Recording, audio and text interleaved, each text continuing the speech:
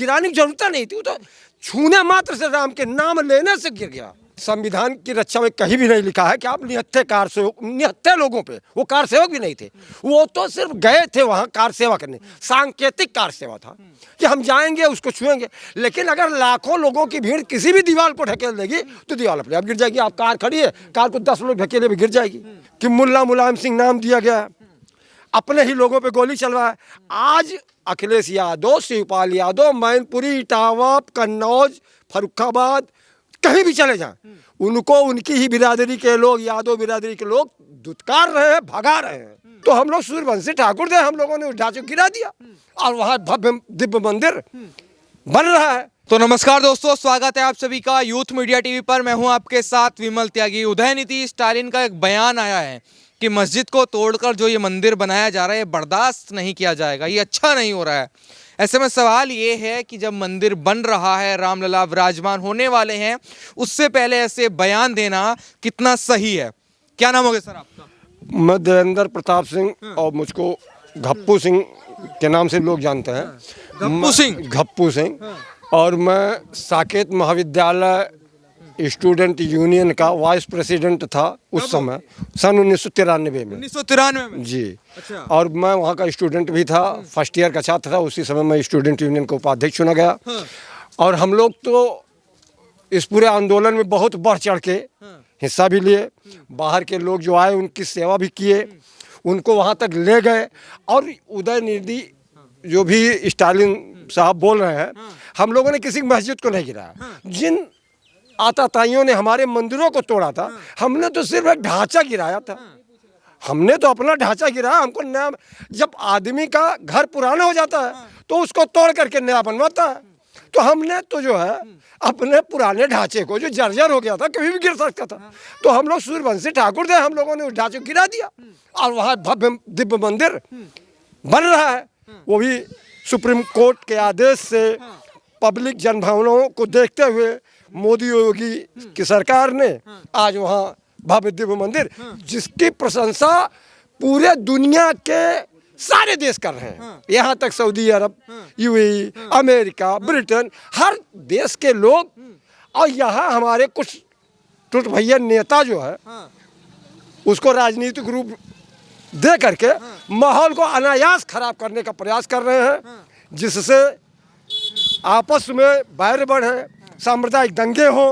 जो दंगे रुक गए हैं यूपी में डबल इंजन की सरकार के रहते हुए, उसको पुनः ये जो है, चाहे ओवैसी हो, चाहे स्टालिन हो, ये लोग सिर्फ अपनी राजनीति को चमकाने का और 2024 के इस चुनाव को अपने पक्ष में करने का ये घमंडिया गठबंधन। अच्छा, ये बताइए, तो आपको जो लगता है कि क्या जैसी जैसी तारीख नजदीक आ रही है, ऐसे बयान कि मस्जिद को तोड़कर मंदिर बनाया जा रहा है, क्या भड़काऊ बयान लगते हैं? भड़काऊ बयान के अलावा कुछ है भी नहीं।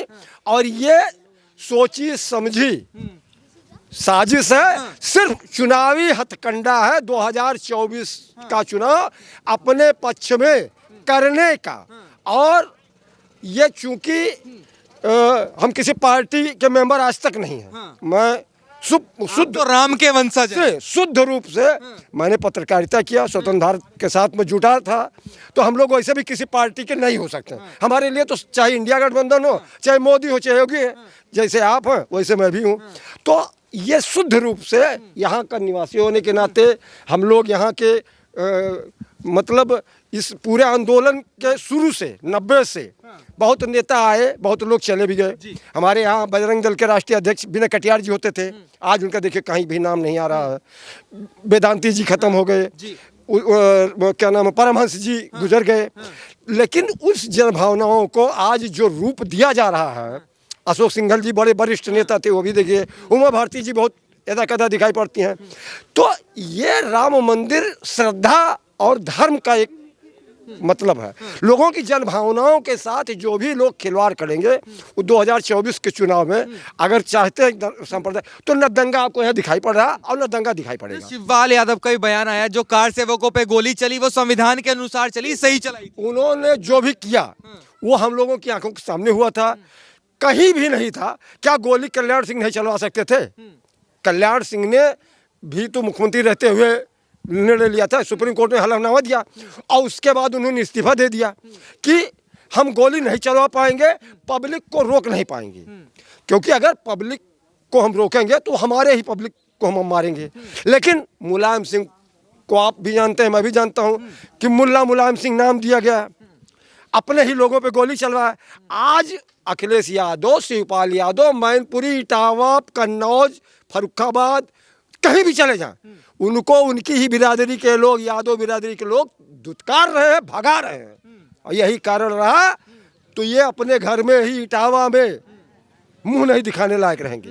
हाँ, ये लगता है संविधान की रक्षा करने के लिए वो गोलियां चलाई गई। संविधान की रक्षा में कहीं भी नहीं लिखा है कि आप निहत्थे कार सेवक, निहत्थे लोगों पे, वो कार सेवक भी नहीं थे, वो तो सिर्फ गए थे वहाँ कार सेवा करने, सांकेतिक कार सेवा था कि हम जाएंगे उसको छुएंगे। लेकिन अगर लाखों लोगों की भीड़ किसी भी दीवार को ढकेल देगी तो दीवार अपने आप गिर जाएगी। आप कार खड़ी है, कार को 10 लोग ढकेले भी गिर जाएगी। तो इतना जर्जर हो गया था, तो गिराने की जरूरत नहीं थी, वो तो छूने मात्र से, राम के नाम लेने से गिर गया, सिर्फ राम के नाम लेने से। मैं वहाँ का खुद था, मैंने बताया कि मैं वहाँ था, 90 में भी था, 92 में भी था, 93 में तो जय श्री राम का नारा लगा के उपाध्यक्ष हो गया था। और इसको BBC लंदन ने भी कहा था, हाँ, कि वहाँ की आज भी, और हमारे ही एक बड़े भाई स्वर्गीय अफसर मेहदी जी, वो 91 में अध्यक्ष बने थे। मुसलमान तो कह रहे हैं कि बर्दाश्त नहीं है, सही नहीं हो रहा है, मंदिर बना दिया, मस्जिद को दिया जा रहा है। भाई साहब, वो बयान पूरी तरीके से राजनीति से प्रेरित है, मात्र कुछ वोटों की राजनीति है। ये भड़काने की कोशिश की जा रही है कि जो अच्छा काम हो रहा है उसमें विघ्न डाला। हमारे उसी मंदिर के बगल में मोहम्मद कलीम मियाँ जी का बयान आ रहा था, 20,000 लोगों, एकदम वही है, कहाँ क्या नाम उसका, मंदिर के सटा हुआ उनका आरा मशीन है, वो 20,000 लोगों के भंडारे की व्यवस्था कलीम मियाँ वहाँ कर रहे हैं। बताइए, क्या वो मुसलमान नहीं है? क्या वो अल्लाह नहीं मानते हैं? क्या 5 कि हम तो अपनी पीढ़ियों को याद कराएंगे सब चीज। भाई, मैं सीधे सीधे आपसे यही कहना चाहता हूँ कि ना स्टालिन ना ओवैसी जी, उनको आकर के अयोध्या में घूम करके देखना चाहिए कि यहाँ का माहौल कितना बढ़िया, कितना सुंदर, कितना अच्छे से ढंग से हो रहा है। इस चीज़ को वो आकर के वो देखे। पहले हमारे मुख्यमंत्री पूर्व अखिलेश कह रहे थे कि मुझको निमंत्रण नहीं मिला, निमंत्रण मिल गया तो अब आएंगे, लेकिन बाद में आएंगे।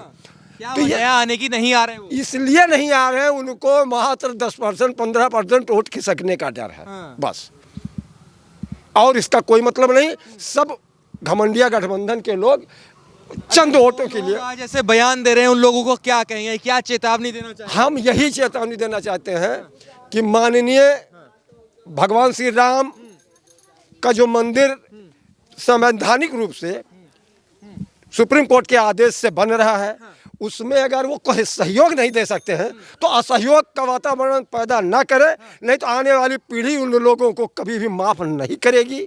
ये हम ही नहीं कह रहे हैं, यहाँ की जनता कह रही है। और ये बात हम जहाँ से कह रहे हैं, हम लोग हर धर्म हर जात को मानने वाले हैं। हमारे यहाँ मस्जिद भी है, अजान होती है, मंदिर है, लोग पूजा भी करते हैं। तो मैं यही उनको सद्बुद्धि देना चाहूँगा कि माननीय आप एक अच्छे पद पे बैठे हैं, ऐसा उन्माद न फैलाइए कि आज विश्व में आप देख रहे हैं कहाँ क्या हो रहा है, यूक्रेन, रसिया, गाजा और इजराइल। तो कम से कम अपना देश जो है आप बचाइए, और इसको एक ऐसे माहौल में 22 तारीख को वहीं से नमन कर लीजिए कि जो भी मैंने पहले कहा था, भगवान श्री राम आपको शायद माफ़ कर देंगे, क्योंकि वो तो बहुत बड़े आदमी हैं। आदमी क्या, भगवान है जिनको कहा जाता है। जब वो रावण को माफ़ कर सकते हैं, लक्ष्मण जी को भेजे कि जाकर के उनसे कुछ सीख लो, तो आपको भी सद्बुद्धि दे। इन्हीं शब्दों के साथ मैं धन्यवाद। आप क्या कहेंगे, उदयनिधि स्टालिन का जो बयान आया है, इसके बारे में नहीं मालूम, मस्जिद को कह रहे कि मस्जिद को तोड़कर मंदिर बनाया जा रहा है, सही नहीं हो रहा है, बर्दाश्त नहीं किया जाएगा ये चीजें। नहीं, मंदिर तो अच्छी बात है, बन रहा है भाई। मंदिर अच्छी बात है, लेकिन क्या लगता है, आस्था की बात है, और आस्था के साथ साथ 500 साल का जो एक करकट कूड़ा था, वो कम से कम भगवान राम के नाम से हट गया। अब एक सफाई हो गई। 67 एकड़ जमीन देखिए आप, आज वहाँ क्या क्या नहीं बन रहा है। अस्पताल भी बन रहा है, लोगों लोग तो ये भी कह रहे थे कि मंदिर की जगह अस्पताल और स्कूल बना दे। शौचालय तक की बात कहे उनको सद्बुद्धि मंदिर मात्र 2 एकड़ में बन रहा है और सारा एरिया आप देखिए ग्रीन लैंड के रूप में विकसित हो रहा। वहाँ एक अस्पताल भी बनेगा जहाँ दूर दूर से लोग आएंगे, उनका भी इलाज होगा। इसी के नाम पे आप ये समझ लीजिए कि अयोध्या में आज कितना बड़ा विकास हो रहा है। इंटरनेशनल एयरपोर्ट, क्या बताइए क्या ऐसी चीज़ है कि जो नहीं यहाँ बन रहा है। आज आप देखिए तो 5-5, 6-6 जगह से हमारा जो है वो डायरेक्ट कनेक्टिविटी जुड़ गई है। तो इन सब चीज़ों को देख करके इन लोगों के दिमाग में कुछ बचा नहीं है।